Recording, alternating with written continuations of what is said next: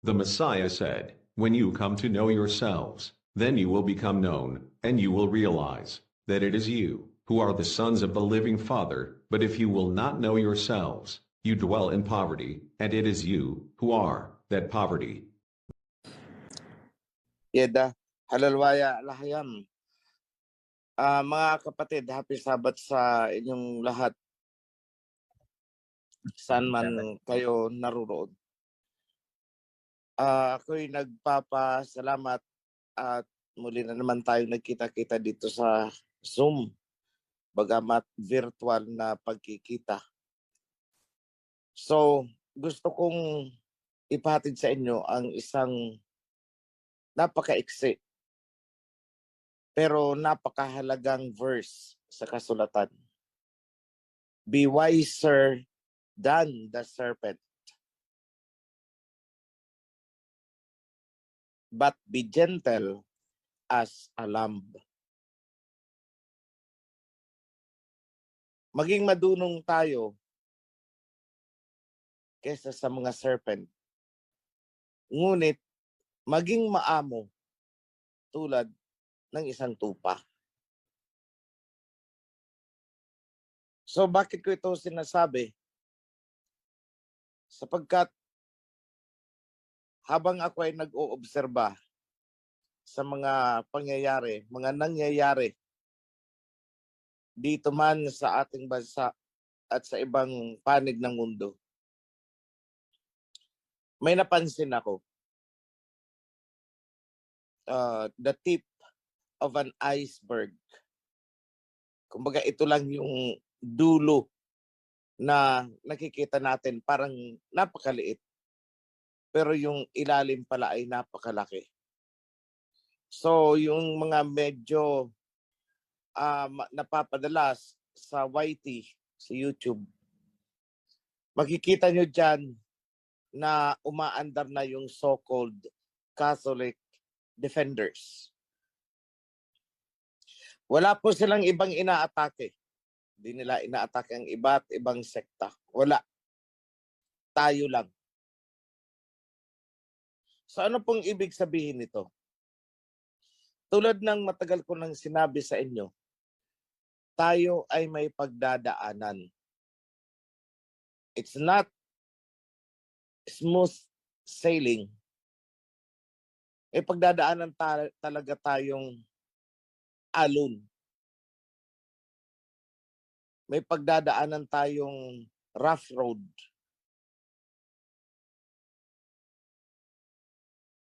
So, tulad ng demolition job na ginawa nila sa disciples noon, tulad ng pagsira nila kay Judas, this time, ang demolition job ay nakatutok sa mensahero.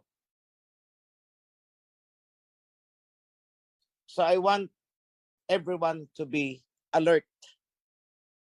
Huwag po kayong magpapalinlang. Huwag po kayong magpapadaya. At mas lalong, huwag kayong magpapa-brainwash. It's a demolition job upang mawasak ang nagsisimulang kingdom. Gawain ng serpent.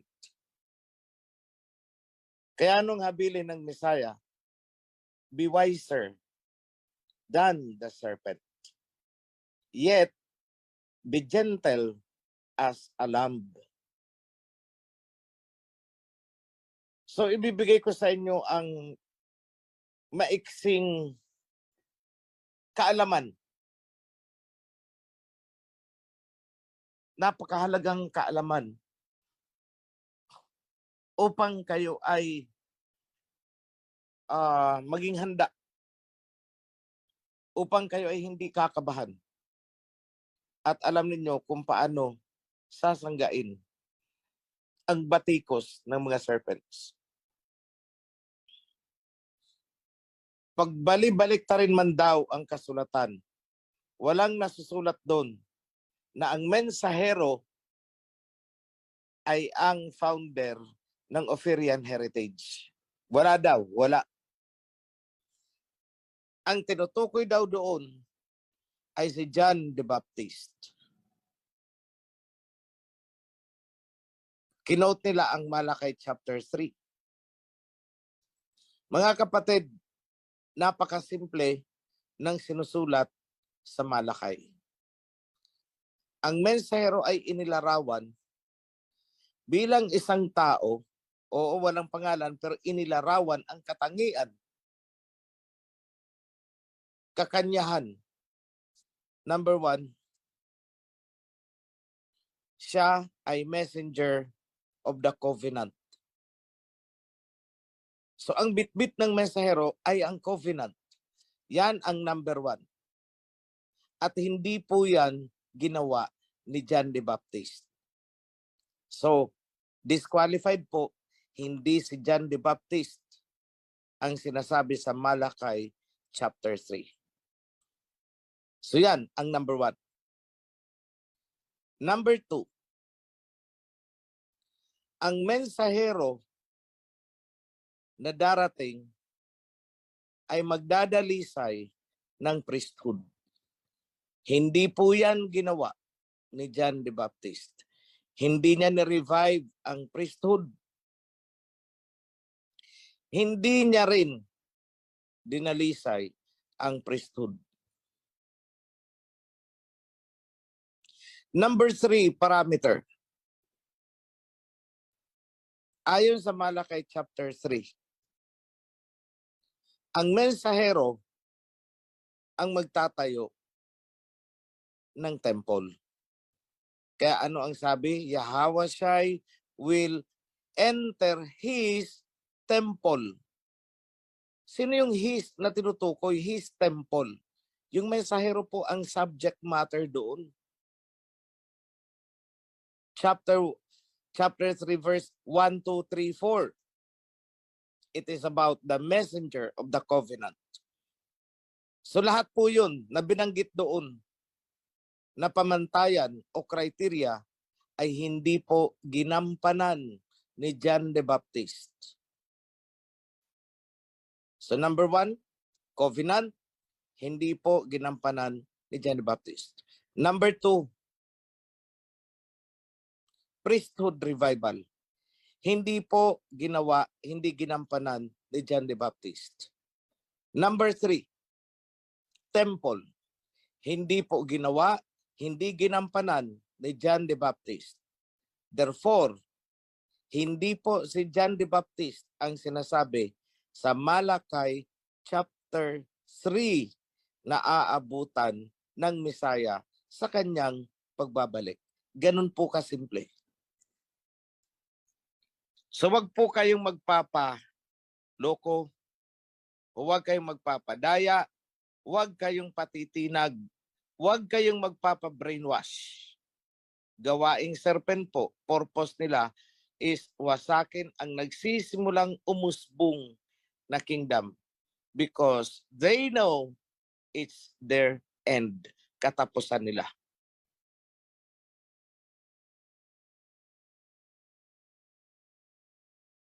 Ngayon, may gusto akong ipahatid sa inyo. Tumingin kayo sa paligid ninyo. Tingnan ninyo kung sino ang pinaka-menos.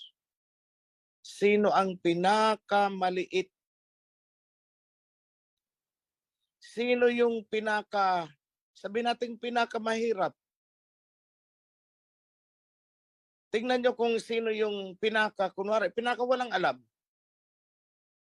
Walang skill, hindi marunong magsalita, hindi man priest, ordinaryong member ng kawan. Pinaka-menos, andun lang siya sa likuran, ni hindi napapansin, at ni hindi mo, wala kang makita sa kanyang malaking kontribusyon sa pagtatayo ng kingdom. Tumingin kayo sa paligid nyo.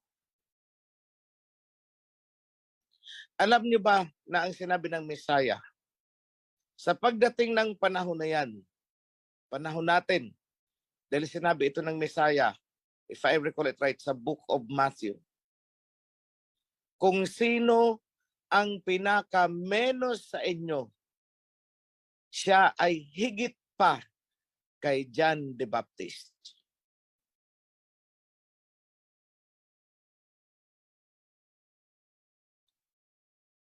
At sinabi ng Messiah, hawa siya yan sa kapanahunan nila ni John the Baptist. Ganito ang kanyang sinabi.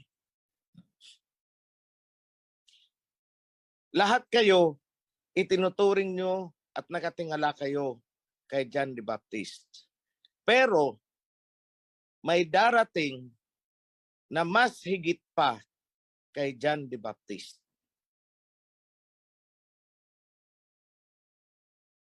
At ang sinabi ng Messiah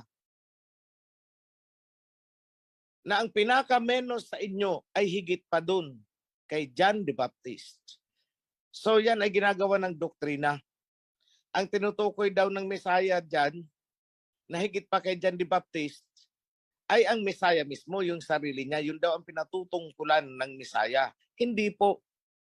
Bakit? Ano ang sabi ng Messiah? Kung sino man sa inyo ang pinakamaliit dito, the least among you is greater than John the Baptist. Mahirap unawain. Sa anong paraan yung pinakamaliit sa atin ngayon ay higit pa kay John the Baptist?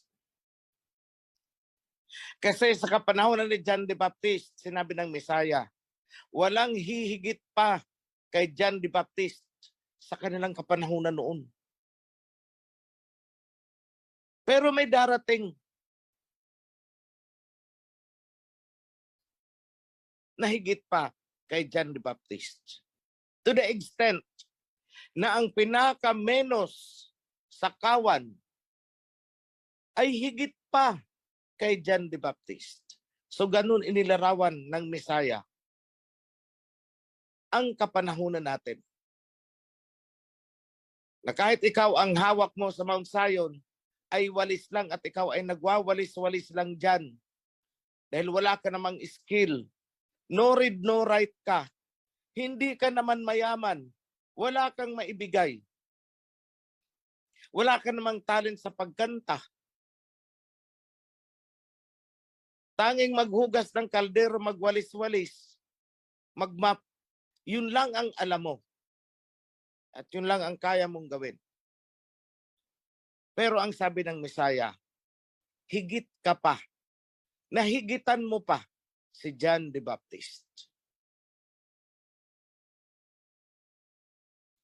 Kung doktrina ang paiiralin nyo dito, hindi nyo yan mauunawaan. Kung doktrina din lang naman ang approach na gagawin ninyo, hindi nyo yan kailanman mauunawaan. Yun, ipapaliwanag ko ngayon. Balikan natin ang panahon ng Messiah. Panahon ni John the Baptist. Panahon ng mga disciples nun. Ano ang status ng kingdom? Parang yelo na nalulusaw, na bibilad sa sikat ng araw. Sinakop ng mga Romano ang Jerusalem. At ang naghari-harian doon ay sina Herodes, sina Pilato, etc. Ang pumatay sa Messiah ay kamay ng mga Romano. Mga Romano, walang iba. Itong mga Romanong pinagmulan ng Katolisismo. Itong mga Romanong pinagmulan, nagdala dito ng Kristyanismo. Sila ang nagpahirap at tumunaw, nagwasak sa kaharian, sa heavenly kingdom. May nagawa ang mga disciples noon? Wala. Futile effort. May nagawa ba si John the Baptist noon para pigilan ang pagkawasak ng kingdom? Wala. Sa kapanahunan nila, gumuho ang kingdom.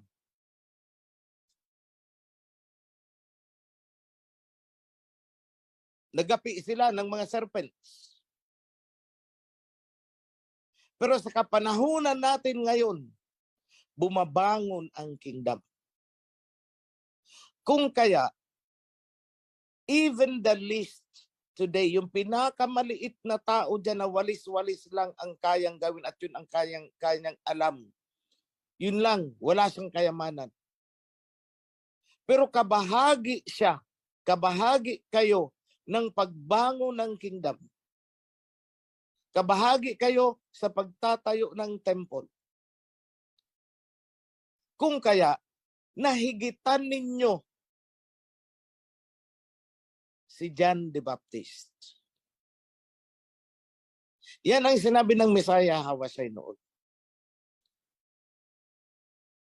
Na darating ang panahon, ang pinakamaliit, the least among you in the kingdom is greater than John the Baptist. Ganyan po siya kasimpleng unawain. Si John the Baptist ay nasa panahon ng pagguho ng kingdom. Kayo ngayon, nasa panahon ng pagtatayo, muling pagbangon ng kingdom, kahit ikaw ay tagawalis lang. You are part of the revival of the kingdom. John the Baptist was part of the downfall of the kingdom.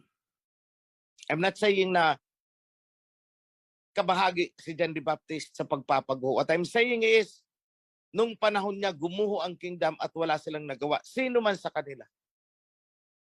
Pero kayo ngayon, even tagawalis-walis ka lang, you are part of the grand revival of the kingdom. That is why you are greater than John the Baptist.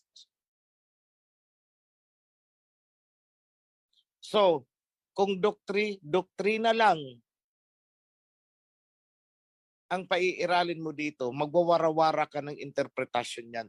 Hindi mo yan mabibigyan ng konkretong interpretasyon. And this explanation na sinabi ko sa inyo, hindi nyo yan maririnig sa sino mang pastor ng sekta-sektahan dyan. You will never hear that. Because those are revelations to me. I'm not bragging. Hindi ako nagbubuhat ng sarili kong bangko. Pinapakita ko lang sa inyo ang credibility ng mga salitang binibitawan ko.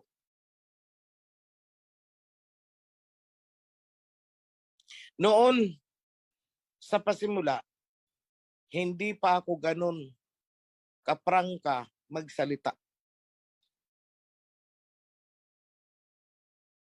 Oo, prangka ako magsalita noon, pero patungkol sa ginagawa ko. Patungkol sa papel na ginampanan ko. Hindi ako nagsalita.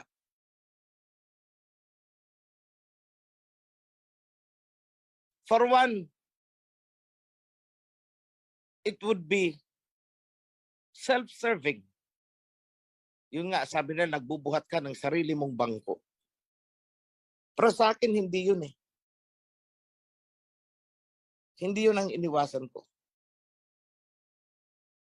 Ang pinakadahilan is, hindi ko alam sa sarili ko na ako pala ang gumaganap sa bahaging yan na naisulat na noon pa. I was never aware of it. Not until now na tumatayo na ang temple, doon ko lang parang unti-unting nagsisink in sa akin. Looking back, saan tayo nagsimula mga kapatid? Sa YouTube. So at the time, hindi pa tayo namumunga. Noong panahon, oo, may mga bumabato, pero parang hindi pa tayo pinapansin ng pamunuan ng mga sekta-sekta. Pero ngayon, lahat ng demolition jobs nila, pinaaandar na laban sa atin. So, be wiser than the serpent, but be gentle as a lamb.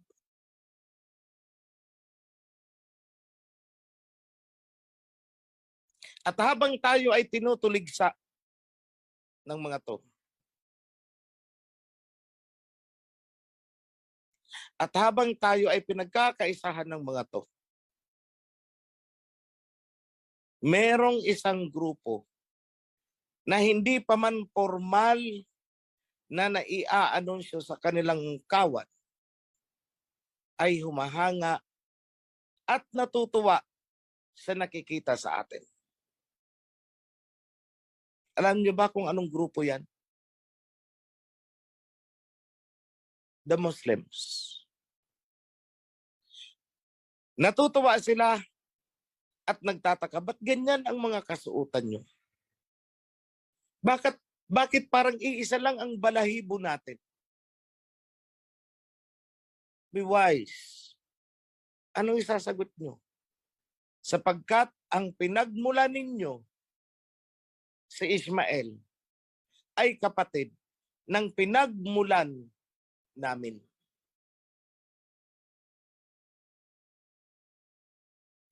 Matagal ko nang sinabi noon pa sa video, time will come. Sila ang magtatanggol sa atin somehow. Sila ang gagamitin ng Aba na sasaklulo sa atin. Remember that, what I'm saying. Kaya anong sabi ko? Ituring nyo sila bilang kapatid. They are not enemies. They are more than just friends. Treat them as our brothers. Hindi po pinag-uusapan, ay iba ang pananampalataya nyo, ay iba ang pananampalataya namin, kami ang tama, kayo ay mali. No. Tandaan nyo ito, iba ang covenant na ibinigay kay Ishmael. At iba ang covenant na ibinigay sa atin.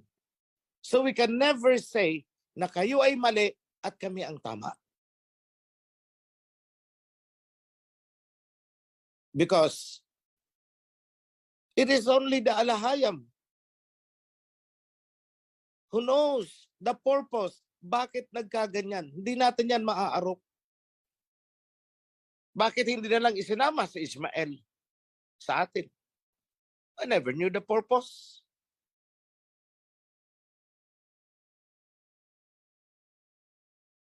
So sa akin is, whenever there is an opportunity, in your little ways, may nagtanong sa inyong mga Muslim, at marami dyan,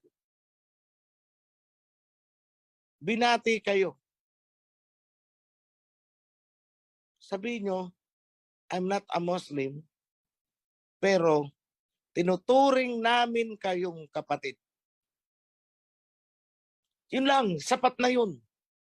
To break the wall between us at makilala nila, ay kayo pala yun.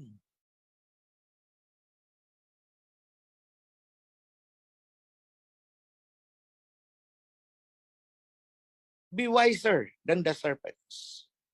Be gentle as a lamb. Panindigan na natin and consider them as part of our support.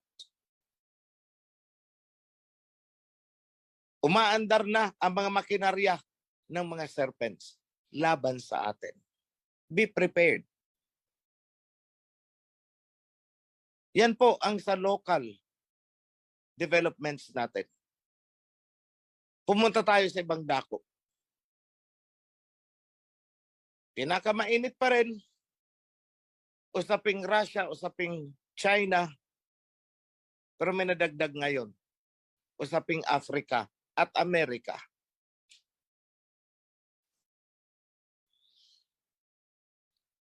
So a brief summary. Inihahanda ng Russia, ni Putin, ang kanilang mga ICBM, Intercontinental Ballistic Missiles. Yung pinakamatindi nila. So para ba silang merong isang armas, isang sabi natin isang baril kunwari na nasa kahon at nakatali pa ang kahon. Ngayon binuksan na nila ang kahon, inilabas na ang kanilang armas, at ikinasa na nila, kumbaga sa baril. So what are they trying to do? What are they trying to project now?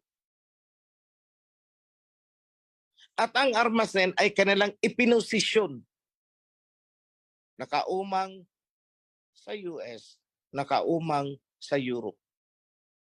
So anong ibig sabihin? Maging mapanuri kayo.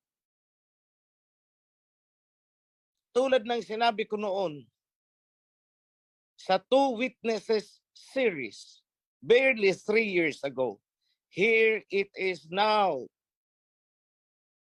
materializing on the physical reality. Ayan na.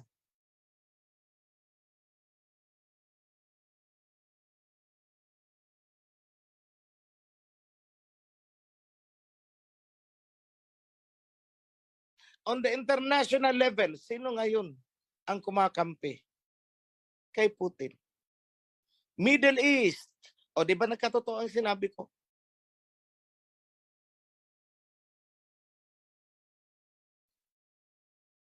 Sino ang kumakampi ngayon sa China? Middle East.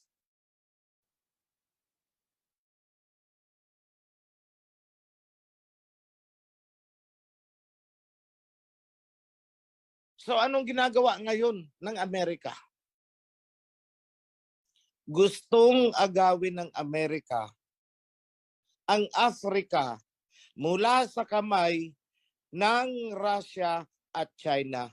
And at the same time, naghahasik sila ng propaganda upang mag-away ang Russia at China at upang talikuran ng Africa ang Russia, talikuran ang China. That is what US is doing. So inimbita ngayon ng Amerika ang mga leaders sa Africa. Pinapunta sa Washington.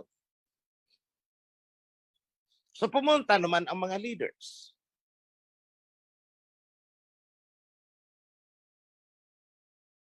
Pero makukuha kaya nila ang Africa? No. Gaya ng sinabi ko, the sentiments are deeply rooted. Di ba pinakita ko pa sa inyo noon, 3 years ago, yung mga speeches ni Mugabe? Sa tingin ninyo, basta-basta na lang mabubura yan sa diwa ng mga Africans, ng mga blacks?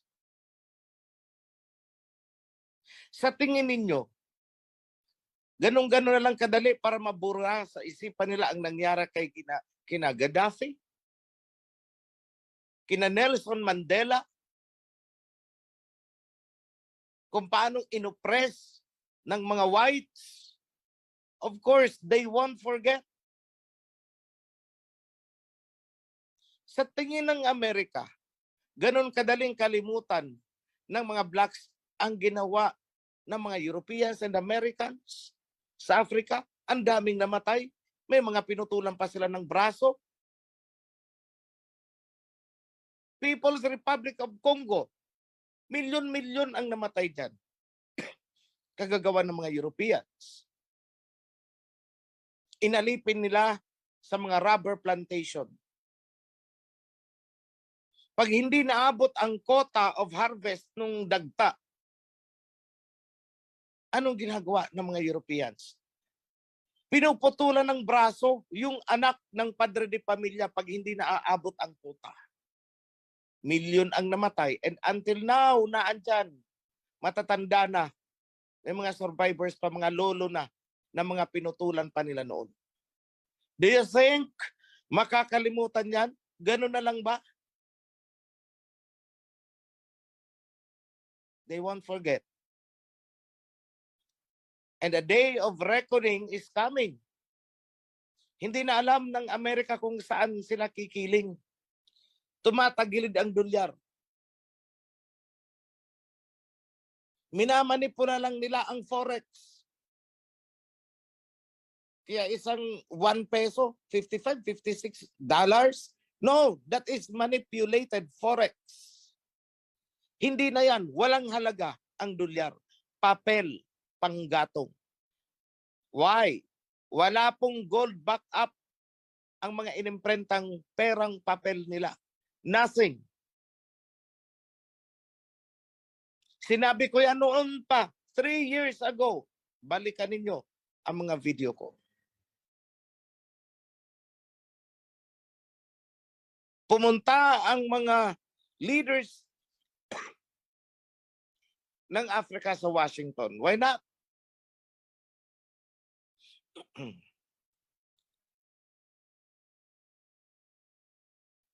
Pero ano ang feedback ng ambassador of the African Union? Bastos ang Amerika. Basta sila pinapunta na hindi man lang isinet muna kung anong agenda na pag-uusapan. At pagdating doon, dikta dito, this is what you should do, this is what you should do. And this is what we will do to you.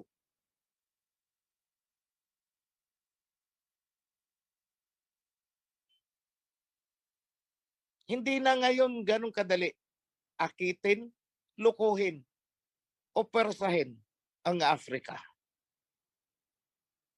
Nakaugat na doon ang 2 witnesses. Nakasecure na yan.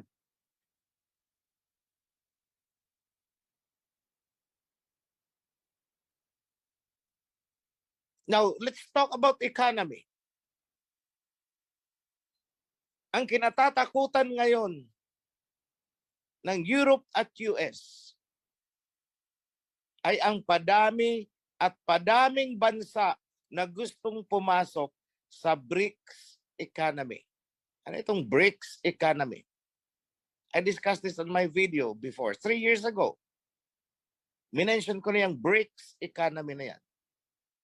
Yan yung samahan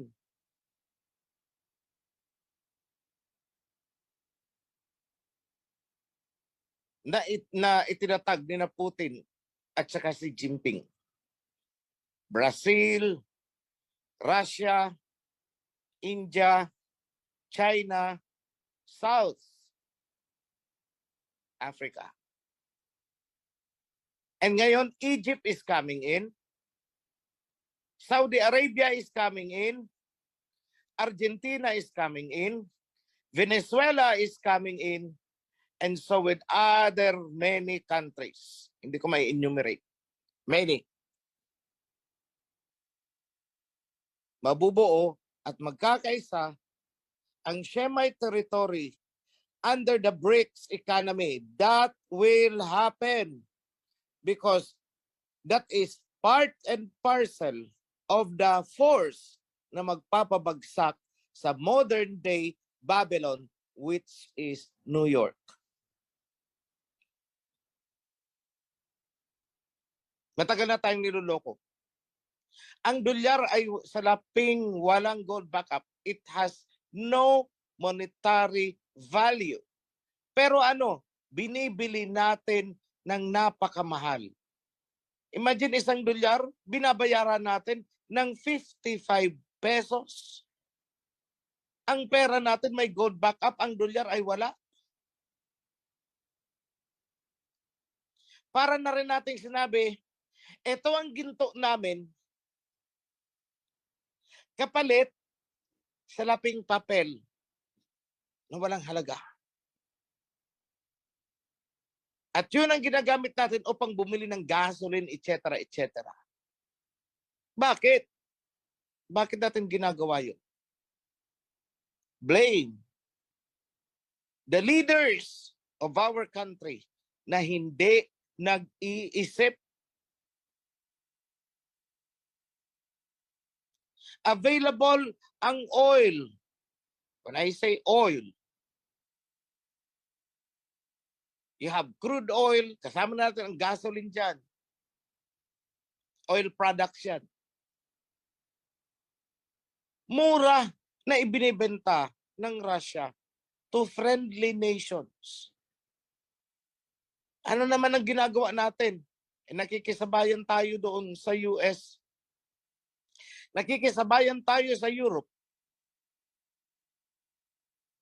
na kumakalaban sa Russia and China. Bakit?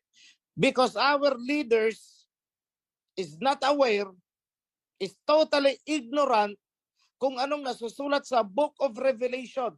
Come out of her, my people. Lumabas kayo sa kanyang sistema upang hindi kayo madamay sa mga parusa na igagawad sa kanya. Come out of her, my people, so that you will not be partakers of her sin and the punishments. Lumabas kayo para hindi kayo madamay sa kanyang mga kasalanan at sa mga parusa doon. Hindi alam ng mga leaders natin.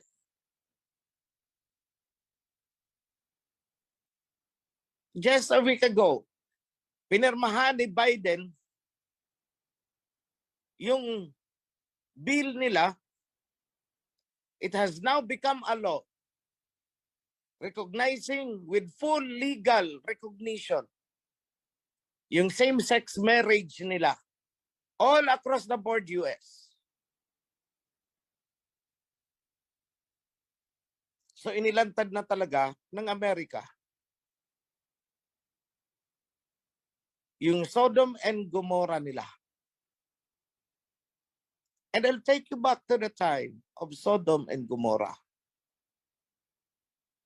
At the peak of their sexual immorality at the time, sa tugatog ng kanilang sexual na mga gawain, pinaulanan sila ng apoy. Sulfur and brimstone ang ipinaulan. Same thing will happen. But look, bago ginunaw, ano ang ginawa? May warning muna. Di ba? Yung sabing 3 angels na kumain pa doon kay Abraham.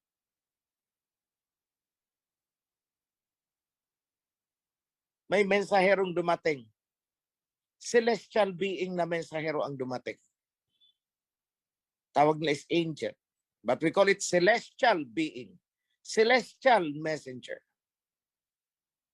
Warning! Lot, umalis na lang kayo dyan. Wala nang pag-asa yan. And it is happening now. Warning! Sino nagwa-warning ngayon? Tayo. We are sending out the message. Alam na ng mga world leaders yung existence natin. Alam na ng mga leaders ng mga churches. So they know we exist now.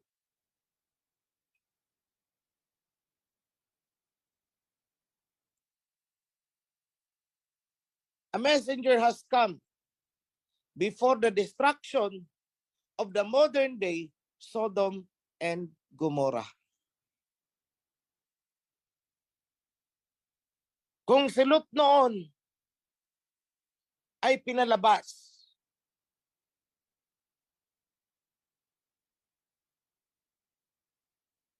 substantially, yun din ang ginawa ko sa inyo. I announced 3 years ago, come out of her, my people, so that you will not be partakers of her sins and the punishment. And here we are, virtually gathered as one flock, under one shepherd, with one voice, one command, one government, according to the Torah of the Almighty Al-Hayab. That makes us a kingdom.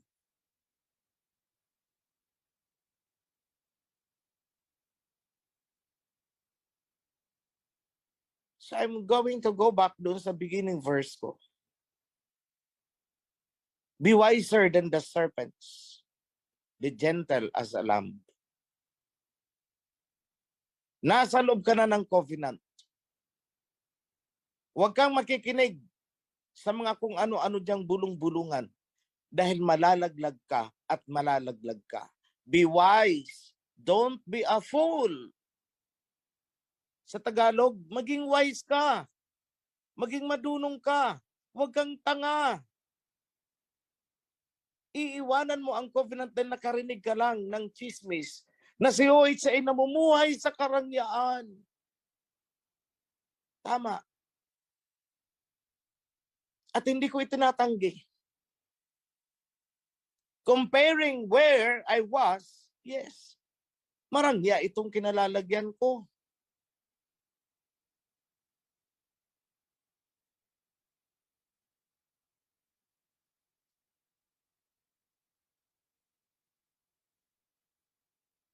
Pero nasusulat din nang sabi ng alahayam, ibibigay ko sa iyo ang iyong pangangailangan. I will make a way. I will let you ride the top of the world. Just keep my covenant. More so, just establish the covenant. Revive the covenant.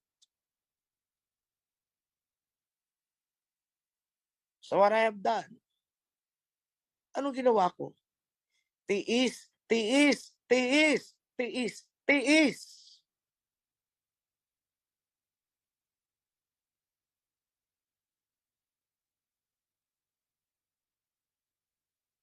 That is what I'm doing.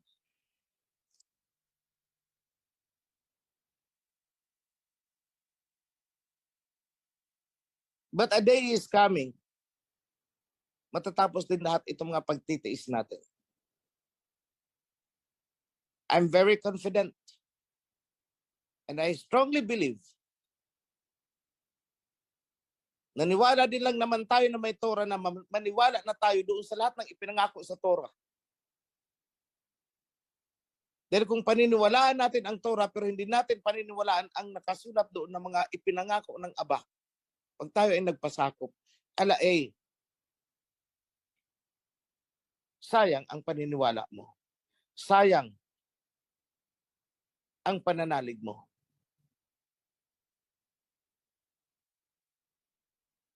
So with that, having said that, be strong. Maging determinado kayo. Sa maliliit mang paraan, help rebuild the kingdom. In doing so, you are greater than John the Baptist. Hindi naranasan ni John the Baptist ang maging kabahagi sa pagre-revive ng kingdom. Ikaw, kabahagi ka sa pag-revive ng kingdom. Si John the Baptist ay bahagi ng pagguho ng kingdom. Yun ang kanyang kapanahunan. So hindi niya naranasan ang nararanasan mo. That's why the Messiah said, you are greater than John the Baptist, our time.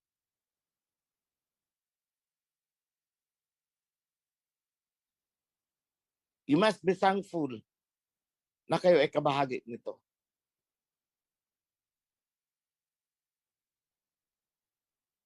Pray as well na yung mga mahal nyo sa buhay ay makasama natin dito. But be warned still. Maraming inimbita. Ngunit kukunti lang ang karapat-dapat. Many are called, many are invited, but few are worthy.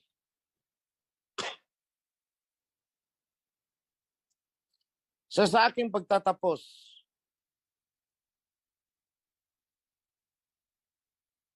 gusto kong ipaabot sa inyo sa pangalan ng ating Ama, Aba Yahweh,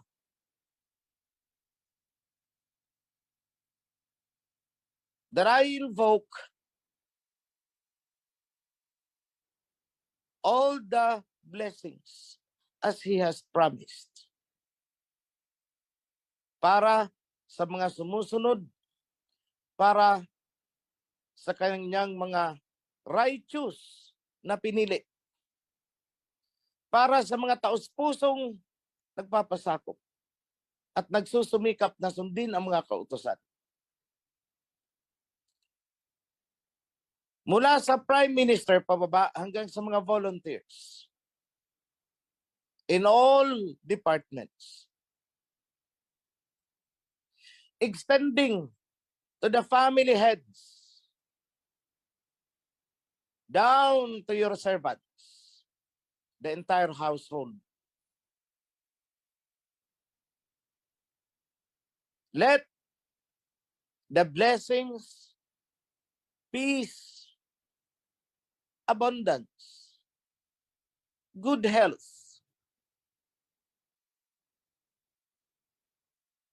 peace of mind, despite what is happening to the world, let there be peace of mind among you. Magkaroon sana ng maayos na samahan ang buong kawan.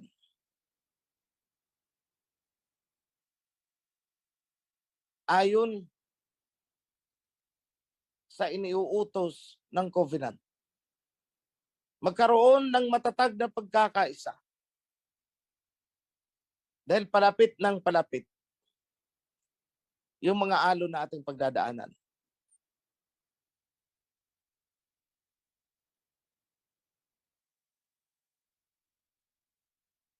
Let your needs be provided for ayon sa power of the Alahayam. Healing for those who are sick. All of this be upon you because we are reviving the kingdom ayon sa iniutos sa atin.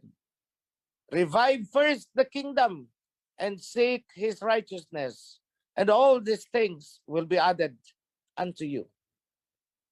I invoke that promise. In the name of King Yahawashi, let it be done.